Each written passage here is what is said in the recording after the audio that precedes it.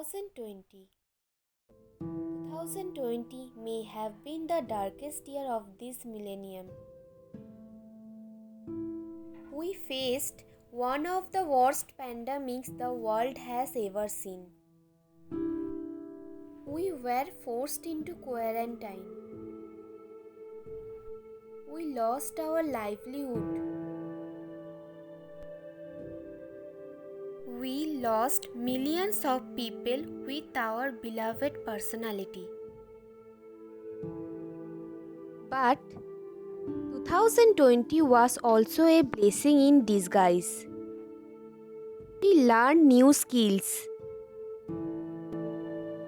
We reconnected with our friends and family. We made health our number one priority.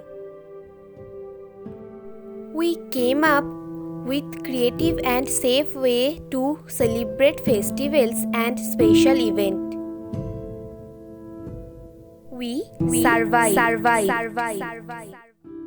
Let's not take life for granted.